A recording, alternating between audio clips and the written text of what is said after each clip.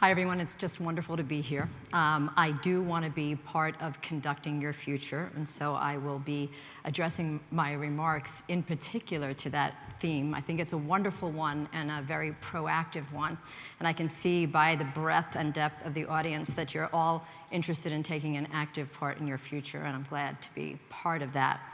So today we will, in fact, be talking about the future of work, and I'm also available to talk to you about some of the demographics that you were hoping to think about and hear about today. We'll be talking in particular about what inclusive behaviors are and how to leverage those for organizational performance. I'll be giving you sort of a little bit of a roadmap to inclusivity, at least the roadmap that we have established after 2 decades of being part of this journey. And then we'll be talking about some next steps that you can take to conduct an inclusive future. So let's start with how to conduct an inclusive future and if it in fact can be done. Can you in fact conduct your own future? And without being fatalistic, I would say you can. You can if you choose to have a mission statement. And if that mission statement happens to be an inclusive one. And in this particular case, I'm going to use the term inclusive in a bit of a different way, which is we want to create a mission statement about what we want in our lives, but we also want to include others in some way in that journey.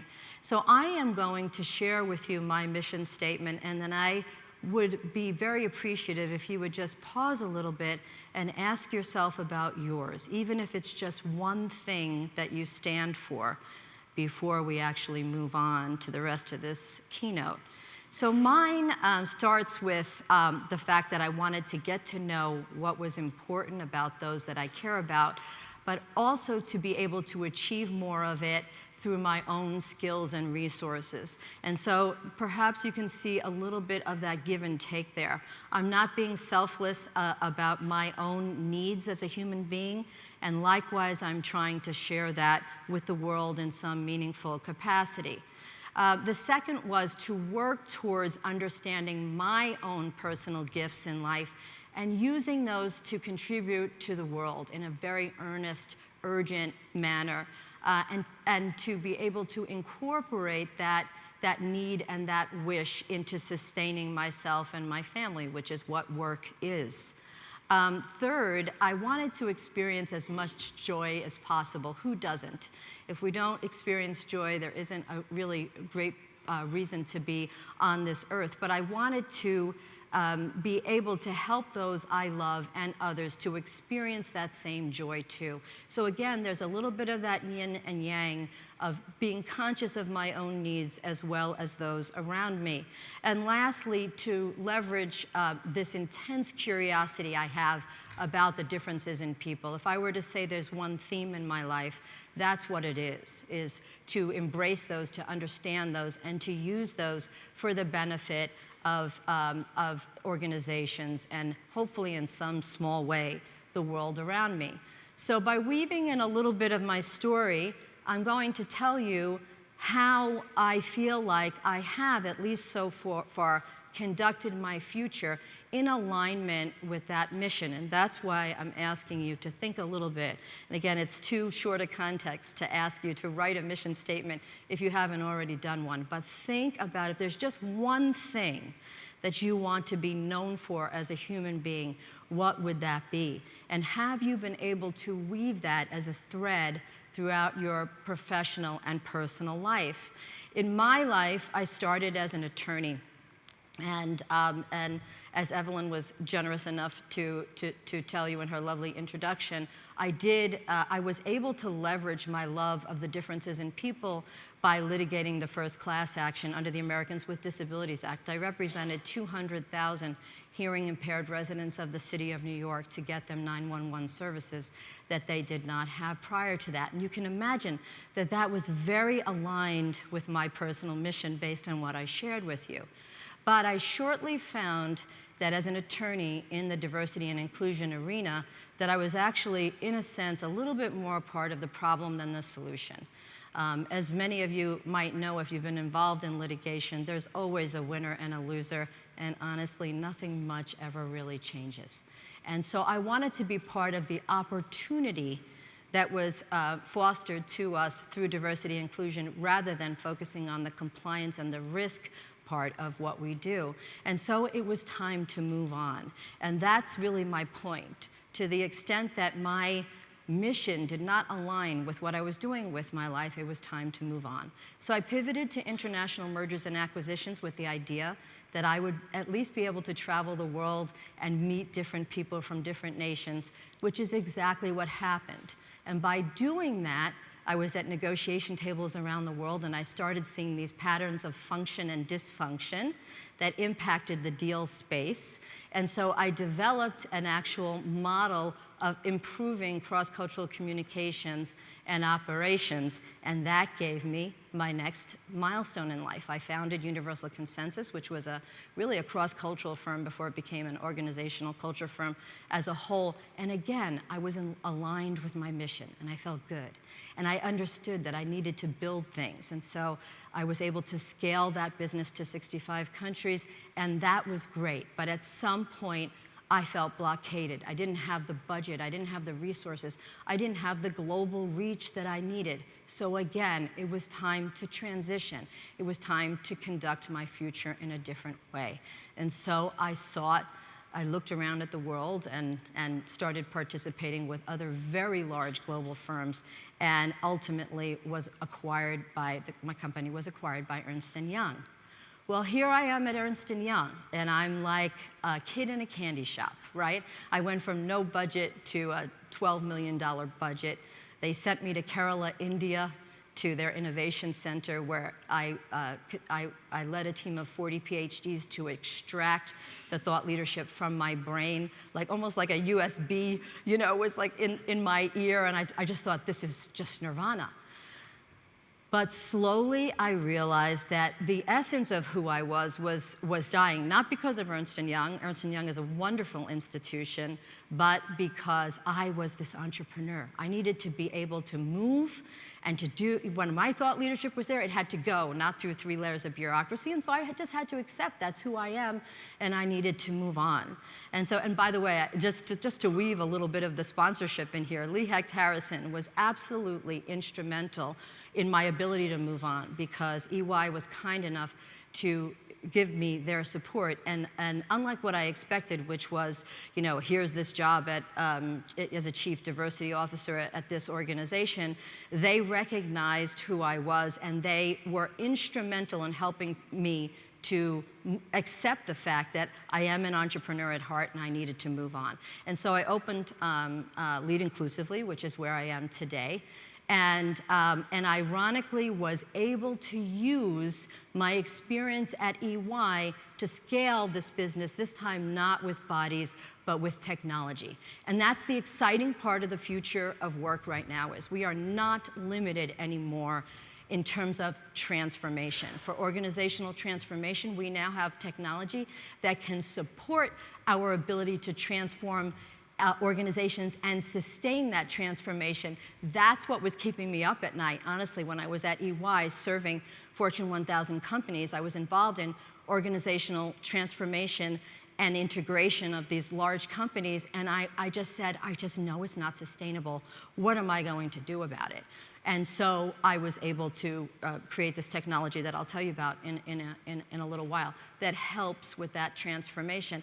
And then, I'm going to sound a little bit like a commercial, but Willis Towers Watson was one of the significant partners I had in this aspect of the journey. My mission was aligned with theirs. They were really trying to help female-founded organizations to succeed. They were really into the diversity and inclusion agenda, and they were very open to the thought leadership of a small but mighty company. So you can see that if you keep that, whatever thought came into your head about what you want to stand for, if you can keep that central to your life and pivot and transform when your actions do not align with what you stand for, you will always be able to conduct your future in some manner, shape, and form. So let me take a moment to talk to you a little bit about inclusive behaviors. And years ago, we struggled with what are inclusive behaviors anyway. And we were very focused on unconscious bias awareness. Do you remember when unconscious bias awareness training first came out? And I don't know about you, but I thought, this is it. This is it. We're going to raise awareness about unconscious bias among our managers and leaders, and we have solved the problem. How many of you believe we solved the problem? Right. And although there are a lot of reasons for that, the main reason is that we were raising awareness, which is great, but we were not giving managers and leaders any tools or information about, okay, now that your awareness is raised, what are inclusive behaviors and how do you use them in the workplace? So we spent a good year and a half researching that until we were convinced that it basically came down to about 3 things that I will share with you. But before I do, I want those of you who are very strategic in your approach to diversity and inclusion to know that you are backed by real information and evidence. First of all, the studies demonstrate that productivity increases by about 30% if your organization is both diverse and inclusive. That is the caveat. And by the way, these studies are these are Forbes studies, Catalyst, HBR, Ernst & Young, all of the significant studies that are out there support what I'm about to say. And, for those of you who will be around later, from about 10 to 11, I'll be at the HRMAC booth. And at that point, if you give me your email address, I'll send you the business case deck that's associated with this. I don't want to spend too much time talking about it. For now, you're just going to have to believe me that customer retention increases by about 25%, market reputation and branding by 20%, market share by 45%, the likelihood to capture new markets by 70%, and even sales revenue by 15 times. The caveat being, you cannot just have a diverse organization. That organization must be inclusive, because unfortunately the worst producing teams are those that are diverse but are not being led inclusively. So that's the bad news.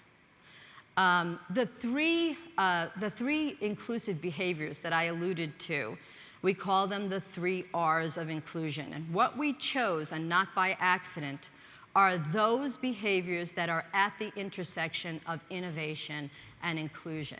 And the reason for that is we started initially having our methodology revolve around inclusion only. But you know what we found? We found that what we got was nice leaders. And we all want nice leaders. But we want nice leaders who are producing. We want nice leaders who are working towards those scores that we just mentioned before, that are leading very productive teams. And so about 2 years ago, we started testing that hypothesis, that if we could capture those behaviors that were at the intersection between inclusion and innovation, that we would win. And winning for us means reducing attrition, increasing employee engagement, increasing the rate and quality of innovation. That's what a win is for us. And when we finally revolved our assessment tools, our training, our live training, and ultimately our e-learning around that intersection, we found that we could win by the standards that we had created for ourselves and our clients. So those three R's are receptive, reflective, and revitalizing. And I'm going to share with you what those mean. And then I'm going to show you the 5 areas in your business where these behaviors can actually be embedded. Because how many of you think that with any training, no matter how good it is, you give a one-off training and everything is going to be great? Raise your hand if you think that. It just doesn't happen, right? It doesn't happen at all. So I'm going to show you the embedding part and the sustaining part of this journey. But first, let me share to you what we found. We initially thought that it was enough to be accepting. And the accepting part is, in fact, the inclusive part, right? If you have your mind open to the way other people think, look, act, behave, that is at least 50% of it. But we have found that it has to be a more active act. It has to be an active curiosity that a manager or a leader conveys to his or her team in order for the first R to really work. So it'd be the difference between me being okay with John, who has tattoos, even though I don't have tattoos, and me saying, hey, I noticed this tattoo right here on your wrist. What does it stand for? Is it meaningful to you in some way? That is the difference. Because the simple acceptance of me not turning my nose up at it, or me not being obvious about the fact that I might not like it or not be embracing it, does not open the doors that we're wanting to open to people's hearts, not just their minds, but their hearts. Because what happens is, if people don't feel that they belong, they are not showing up to be their best self at work. They are merely showing up to collect a paycheck. That's not the kind of investment that we want our people to have. The reflective part of this is, in part, being self-aware, right? So ironically, of course, I chose an example that was me. I don't know why. I don't know if it was the way I was raised, but I just never liked tattoos. And so it's good that I know that, because the next time I interviewed someone after I actually put that together and saw tattoos, I could say, are you going to judge that human being because of a little tattoo that you see? Or are you going to open your mind to the fact that this could be the best person that ever hit this organization and listen to what he or she has to say?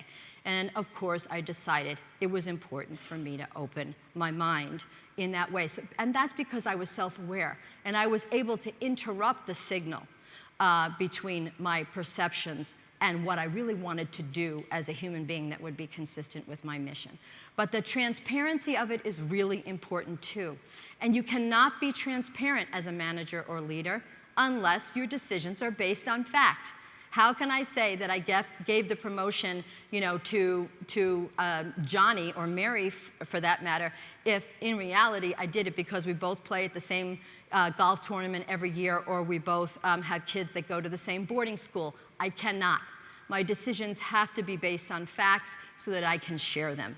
And that is the second factor that was missing initially. And the third of the 3 R's is revitalizing. And that involves both empowering others to, regardless of their differences, and I do mean empower. I mean not only mentor, but sponsor. I mean not just telling them what to do, but actually giving them the tools to do their job so that they can rise through that sticky middle of management through to senior leadership positions. And inspiring others to basically walk the talk that you are demonstrating to your team, inspiring them through your own actions for your entire team to act and behave in an inclusive manner.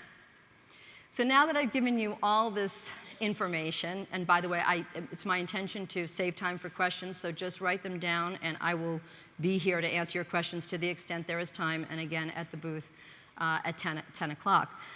But there is a roadmap. And we call it Start, Scale, Sustain. And we call it that for a reason. Because initially, everything depends on what you do at the beginning. You have to have diverse people in your organization. Otherwise, inclusivity is just a tool that there's just no need to use if you're all alike. But it has to be a measurable strategy. And when we'll talk about in a bit the term goals. Goals have to be real. The stigma associated with having quotas and what have you, that's not what I'm talking about. I'm talking about fearlessly embracing a goal that you're trying to receive. Our goal is to increase women and people of color by X%. That's a goal. It's either achievable or it's not. But we have to set that goal and be fearless about measuring it. That's the first part of it. And if we start with a flawed strategy, guess what? Everything else we do is flawed as well, right? Why do we want to scale a strategy that is both flawed in some way and not measurable, let alone sustain it? So the second piece of that is we want to scale and embed what is working. Not everything is going to work. And if you are an organization that has, we have the People of Color ERG, and we have Women's Appreciation Day, that is not a diversity and inclusion strategy. It is one piece of the puzzle, but that strategy will be flawed. So if the scaling is to have more ERGs, that is going to be flawed as well. And lastly, the sustaining those results. And that is the piece that I alluded to that was keeping me up at night. I was able at some point to create a winning strategy and to scale it, but the sustaining piece was hard, and that's where technology comes in. So I know this looks like just a muddle and a jumble, and you're not intended to read it at all. But at our organization, what we did was we literally divided the services that we offered to clients into those 3 categories. So we would get in at the start, we would help them to set measurable goals where we could have impact, and I'll explain that to you in a bit too. We would create the momentum. You know, if we needed to establish excitement in one organization, they'd throw me in to do my TED Talk or whatever it is that needed to be done to make sure that the start was a good start. HR labs to engineer the bias out of HR processes and the like. That was all part of START. And then scaling, making sure that any of the live programs that we were doing, whether it's from unconscious bias to inclusive leadership, which is our main program, to more sophisticated organizations that really needed the cross-cultural aspects or other deeper aspects because they were further on in the journey, we realized we had to meet the clients we were partnering with where they are, not necessarily where we wanted them to be. And that sustaining is not just technology, by the way. For those of you who are in organizations that just don't consume technology well, you can do other things. You can have consistent webinars. You can have other methods to actually sustain the work too. But again, not until you are ready to do exactly just that. And lastly, you can't do any of this without good communications and change management. So if you're in HR or you're in D&I specifically, not involving your internal and external communications team to make sure that the environment is right, that the internal brand matches the external brand is actually problematic. Bring those people in, have cross-functional discussions about how to make this successful so that it's not just a checking the boxes thing, but it becomes a means by which to leverage diversity and inclusion for the business performance that I shared with you. So plan things out quarter by quarter. This is taken directly from a deck from one of our clients. We will sit there and we will work with them, or they will work themselves on actually populating their year journey based on that start, scale, sustain methodology. So what does START mean exactly? It's so hard to be successful at something if you don't assess it. If you don't know what's broken, you're likely solving for the wrong problem. I happen to hate the word assessment because, again, it implies success or failure, win or lose. The tool that we use, we actually changed the name of it to Inclusion Finder, specifically for that reason. Find what's working. Create momentum from what's working, and just let everything else go. That's really what I mean when I say the word assessment. Set your strategy, have goals that align, have actual milestones that go along with it, and action steps that follow, just the way you would with anything else. Know what your priorities are, know how to measure them, hold people accountable, create a plan that you can execute on, that you have the actual financial resources and the man and woman power to pull it off. Otherwise, what good is a great strategy? So one of the most meaningful things that you can do is ask yourself, do we have a means by which to have some quick wins? Do we have the budget, as I just mentioned? And can we actually avoid the activities that are in our brain as great activities, but which the organization simply will not be able to assume for whatever the reasons are? Be the bastions of your own organizational culture. Yes, you want to be part of that transformation, but to be part of it, you have to know where your organization actually is. And one of the most important things I want to say about measurement is that we want to create measurement among the things that we can actually impact. So when we first talk with clients, they will say, oh, well, we have 50% women. Oh, that's great, that's great. Can I see your demographics? Yep, here they are, 50% women, all at entry level. When you start looking at middle management, you will see, both with women and people of color, you will see them slowly be leaking out of the talent pipeline. When you get to senior manager, from senior director and above, you will see that leakage go from whatever it is, 50% in the best case scenario, to about 6% or less. And so we need to know, where is the pipeline leaking? And if we really want to know where the pipeline is leaking, we have to measure everything. We have to start with how many resumes are we getting for these key positions, okay? Could be leaking there. We might need to do something about our job descriptions. Okay, next. How many women and people of color are we actually interviewing at all? Okay, now let's move over here. They get to the interview. Do we have a diverse panel so that they can see women and people of color among the faces of the people that are interviewing? And so on and so on. You get my point, right? If we're only measuring for certain discrete things, and we're not really interested in knowing where the talent pipeline is leaking, then we cannot fix it. We cannot intervene in a way that is meaningful. So once we have this measurable winning strategy, what are we going to do to scale it and to embed?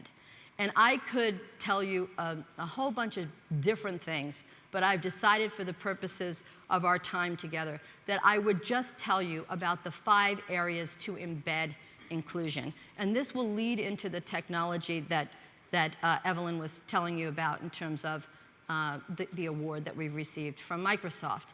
It started with talking to clients about, where do things go wrong? Where can they go right? And we realized that there are 5 different areas to embed inclusion. And I would say this part is gold. Even if you already know it, write it down, because it will remind you what to do when you get back to the office. The first one is obvious. Meetings, we all have them every day. Some of them are better than others. Sometimes it's too much. But if we can conduct ourselves inclusively at meetings, we can make a huge impact. Hiring, totally obvious, no-brainer, right? We have to check our bias at the door and make good decisions based on the people we need in our organization to move it forward. Team development, if we don't give everybody an opportunity, not just the obvious candidate, to succeed and to demonstrate leadership, they cannot move on. Performance management, if we're not conscious of our own bias in the process, we are going to make decisions based on our sense of affiliation with the people that we interview. And lastly, and probably the most overlooked, strategy and planning. As leaders, if we are not inclusive in that approach, we will run into some very significant problems for the long run in terms of our organizational health. So I will give you just some quick snippets and hints based on each of these areas. You can certainly read the bullets. I won't be talking to them. I want to give you a sense for how and to implement this, and why training for managers and leaders in this regard is so important. When you get into meetings, the whole entire tenor of the meeting starts at day 1. If I'm going to talk at people the way you do at a keynote, it's not going to be received as well. I'm going to be over-talking. If my goal is to extract the thought leadership from the room, to help my team to understand it is actually their thought leadership that is way more important than mine, that I am the catalyst of thought leadership, then my team is likely to fail. And so setting up an agenda or an expectation for what the rules are at that meeting is extremely important. Hi, we're all here together. I just want to make sure that everyone's conscious. There are people in the room that are quieter than others. I want everyone to have a voice. If I call on you, it's not to make you feel uncomfortable. It's just to let you know that we're interested in your voice too. For those of you who like to speak a lot, just be conscious of the tone of the room. Bring in the other voices. These are ways that you can extract innovation from your team, but also set up the tone that you are in fact interested in what everyone has to say, which is the whole crux of inclusivity. In terms of hiring, providing training to managers is probably the most important thing that I have said. Frankly, nobody really wants to not be inclusive for the most part. We have some exceptions out there. You know, you just look at #MeToo and you'll know who they are. But for the most part, leaders really want to be good leaders. And being inclusive is well known to be a good leadership trait and to be able to help your team succeed. But how can they do that if they're not getting the training, the awareness that we spoke about, which is the first piece of it? And by the way, for those of you who have resistance from some of your senior leaders, this is ridiculous, unconscious bias is overrated, et cetera. I'm not biased anyway. We all have bias. There is no one in this room who doesn't have it. I have it. And I live and breathe this work. It is impossible to have a mind without being biased. But it is not impossible to elevate awareness, and it is not impossible to know what inclusive behaviors are, and it is not impossible to learn how to use that if they have the opportunity. In terms of team development, if Johnny or Mary, gosh, every time I tap Mary, she gets the job done. And I don't have to worry. I get to shine because she knows what she's doing. Meanwhile, this person here, whether they're younger, less experienced, with promise, this is a person of color, or this is someone with a disability, not as reliable. I think I'll continue to develop this person. I'll continue to rely on this person or persons to have high visibility opportunities. That is never going to be the ingredients for successful development of a winning team. In terms of performance management, again, starts with training, of course, but we need to be measuring our managers and leaders around this. If they don't have KPIs associated with this endeavor, what point is it? They're busy. If I'm in sales, it's all about numbers, people. I either win or I don't win. But if I'm being measured too, if my bonus, if my salary, if my promotion is also to some extent dependent on my inclusive behaviors, how much you want to bet I'm going to find a way to practice those and to be real about it. And then lastly, the strategy and planning. If you're Democrat, you're going to go to one channel. If you're Republican, you're going to go to another channel. If you're religious, you're going to go and listen to this or read this kind of information. If you're atheist, who does that help? All that does is perpetuate your current beliefs. To understand what other people believe so that you can include them in your decision making and understand who they are as stakeholders, you have to necessarily listen to information that maybe doesn't turn you on, maybe isn't interesting to you, maybe you don't even believe it. But to be a good manager or leader, you need to at least understand it so that your strategy and planning can include all stakeholders and not those who are just like you. So now we have arrived at the sustaining part where I get to talk to you a little bit about technology, and I still have time left over for questions. So it's very unlike me, by the way. My time management is not my best skill, but we seem to be on the right track. So let's talk about sustaining. First of all, if you're in HR that non-inclusive workplaces are losing about $420 billion a year. Again, this is in on our business case deck that we can provide you with. But despite that, we still have resistance by our managers and leaders. They are like prisoners in a classroom You make them show up at a specific time. Maybe the training is required. They have to go. It's at the exact wrong time, for them, for their family, or for their other business obligations. And so they sit there in the classroom like prisoners. If you're lucky, maybe you'll get a few vacationers too who are just happy to be away from their computers. But only a third of adult learners actually want to be there and have minds that are open to the information. And that's just open. Then they take the information in. Static learning is just that. I come out of my D&I training, oh my gosh, this was the best training ever. She was so dynamic, it was just awesome. And within a few days, that information is forgotten, and the tools are forgotten, and it's either sitting on a shelf in some sort of binder, or it doesn't exist at all in this paperless age. So we had to figure out a way to sustain what we were trying to do. Because as a diversity and inclusion professional, and someone who's not just a professional, but passionate about this and doesn't want to leave this earth until I've had some sort of an impact, if I wasn't solving for the sustainability issue, to me, my life is a fail. I know that sounds kind of extreme, but that is really how I feel. I can't just keep talking, training, and know when I go to sleep at night that I actually haven't moved the needle forward.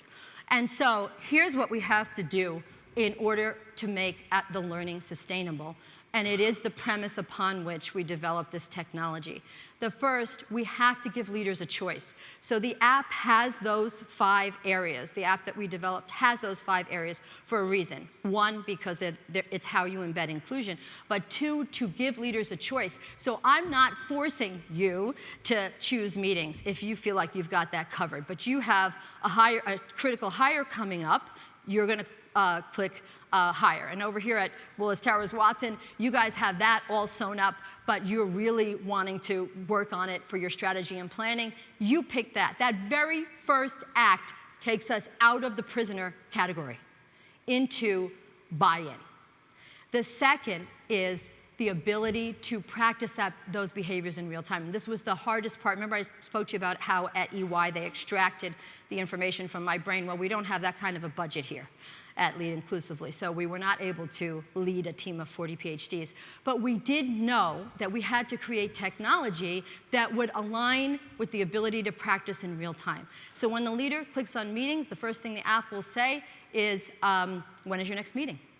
And the second that meeting is scheduled, 30 minutes before the meeting, they'll get a nudge, an in-app nudge notification that they can click on, and there are their 3 hints about conducting an inclusive meeting. And guess what? With AI, we now get to know. Well, they already know that. They have this information. The app will start giving them deeper and deeper information as they interact with it, which is just nirvana. And on top of that, with AI, we ask them, there's a learn more button without getting into details. Once they get it, it's a podcast or a video or an article where they can actually learn more than just these 3 nudges. Thumbs up, thumbs down. Thumbs down, why? It's not relevant, it's too long. Now we have AI, and the app's gonna say, oh gosh, she has just said no to 6 long articles. I'm not gonna give her podcasts and videos for a while and see if that meets with her learning style a little bit better. And lastly, the opportunity to reflect. So after the meeting, after the interview, after the performance evaluation, the app will say, how'd it go? Can you reflect on this? Voice to text. Sally spoke up for the first time. I'm so excited. Reminder to send her an email about that. Jeff did not really participate. I'm wondering if a one-on-one would be better.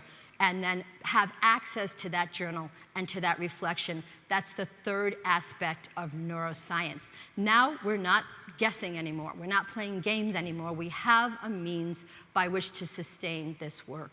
And what's so ironic about it is we have a client that is a hospital that said to us, we're okay on the diversity and inclusion thing. We would like to reduce mortality rates at the hospital. Can we use it to work towards a more compliance-driven safety culture? And so we are working with them to customize it, because at the end of the day, We have the capacity for organizational transformation at scale. And that's the message that I want to leave you with, is leverage every aspect of technology. And as you can imagine, the app is my creation and my love, and so of course I'm talking about it. There are other apps out there. There are other methods of dealing with this. Google, research, figure out the ways to sustain the transformation that you're trying to accomplish. So in closing, please remember your next steps are to think about where you are in this journey. Don't be embarrassed if you need to back up. If you started with a strategy, you're a year into it, and it's not working, have that humility. I cannot tell you how many times we have had to go back to the drawing board in over 2 decades of doing this. Go ahead fearlessly, but have the humility to pull back if you need to. Create a roadmap. Please don't just go in and have random activities. Create an actual roadmap that will bring you forward step by step, as we discussed prior. And so now, true to my word, I actually have 10 minutes to take any questions or comments. And I have a thick skin, so if you need to push back on anything that I've said, feel free to do that as well. It's all about being inclusive. So let me hear from you. Yes. You use the app or your... Do we have a mic? Yep. Ah. Sorry. No worries at all. Thank Hi. you. Good morning. Thank you. When you use the app or you have your clients use the app to sustain, how do you encourage them, or how do their companies encourage them to use the app and make sure that they're doing it? Fantastic question. And we struggle with that too. So we have something called the SIL score, which is a Sustained Inclusive Leadership Score. They get points for every time they go into a new area, for every time they actually schedule an event to practice, for every reflection. Confetti comes up. You'd be surprised. I mean, I know this sounds ridiculous, but people, and they can be competitive with themselves or with each other, because they can turn on and off the notifications related to others, depending on what the organization has decided with that little toggle button. But they get to see their score go up, and by the way, the organization gets to decide, do we use that SIL score? Maybe we use that to say, this is evidence that you've actually worked towards inclusion in terms of a leadership KPI, or not, no, we're not going to do that because Big Brother is watching. So we have developed it in such a way that we are being really conscious of the fact that organizations feel differently about the business logic associated with this. And the other thing that we're banking on, and we already have, the app is already out there being sold, and so far we're right. We are banking on the fact that that as they continually interact with the app itself, and by the way, they get a nudge, you haven't used the app in a while, or more confetti and a higher SIL score bonus if they interact for 5 consecutive days. But what we are hoping for is that they are going to see a difference in their team. They're going to see people speaking up that didn't speak up. They're going to see innovative thought and ideas come up that didn't come up before. They're going to see increases in the employee engagement on their team because their behaviors are going to be more engaging, and that's going to drive the continued use of the app. But that is a very important question. Thank you. Anyone else? Yes. Thank you, by the way, because I can't see. The light is in my eyes, so thank you for speaking up.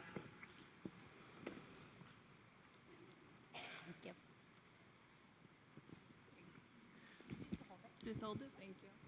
All right, so this is another app, and there's so much technology now and so many apps, and we're so much on phones and computers and tablets all the time.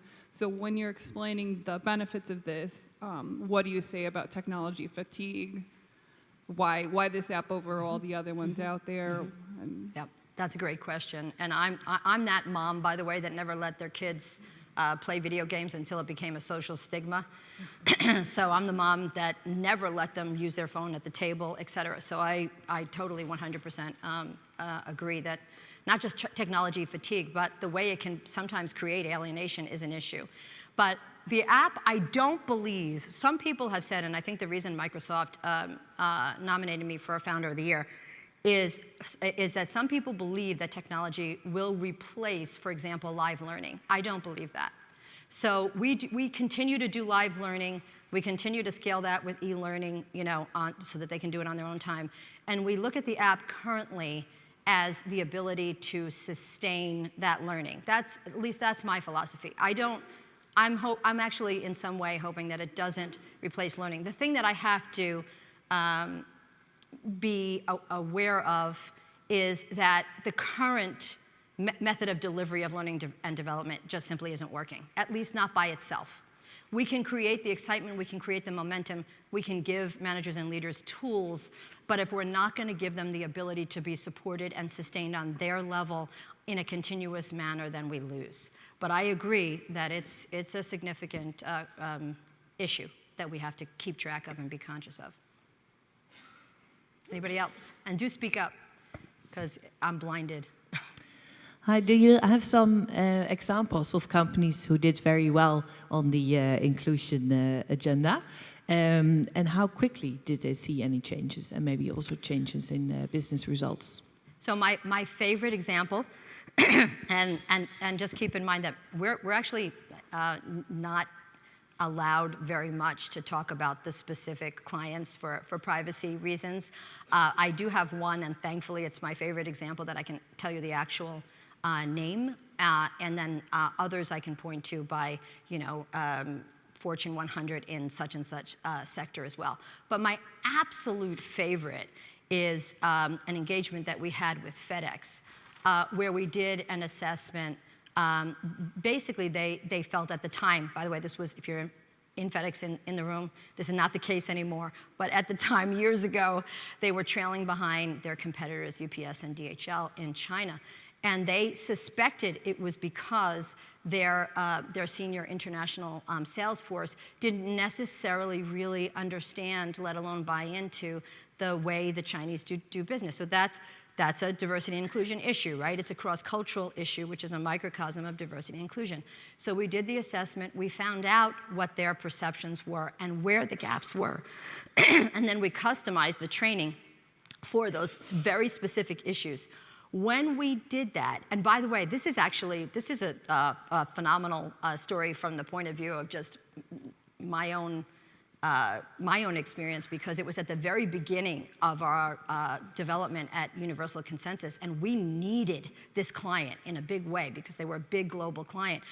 And so I said to them, if we increase your sales in China by over 10% within 90 days, we will charge you $100,000 for everything we were doing for them. Write me a check for $10,000. If we do, you can write me a check for $90,000. If not, I will write you a check back for the $10,000. That was our deal at the time. And at the end of the full engagement, we were sitting at the table. I had my checkbook with me, praying that my pen didn't have any ink. And everybody had their computers open, and I was really, literally sweating. And they looked at me very seriously, and they said, Denise, yeah, we do have your results. Looks like you've increased overall our sales by 32%. And they went on with size of the deal by 22%, and various other figures. And I'm furiously, Googling, what some of the economic conditions were at the time, and I saw that there was a currency change, for example, and there was also a change in regulation, and I said to them, I really can't accept that. I see this currency change, and I see this regulation change, and they looked at me, and I'll never forget this, because we're all talking about quantitative ROI, right? And they looked at me and they said, Denise, we see the change in our people, and we see the change in our customers. Do you want this qual or not? To which I said, yes, thank you very much. And that's my absolute favorite. Now, does it always happen that way? Of course not. It doesn't. I mean, working with sales is kind of cool, because they are so driven for those numbers that if you can show them how to achieve those, if you guys ever want to do a pilot, I would think about sales all day long. But in general, you know, you don't get that drama. But what we are seeing, for example, we have a one of the top 100 pharma companies, global pharma. They decreased their attrition by 13% among certain key demographics. And they increased their ability to recruit women by 14%, approximately 14%. And their advancement past the senior director level increased by 19%. Those are really, that's what I mean by winning when I say winning, is when you start seeing tangible business results, that's when you can sleep at night. Did I see another hand over there? Or are we good? I have 32 seconds left. Aren't you impressed? Thank you. Denise,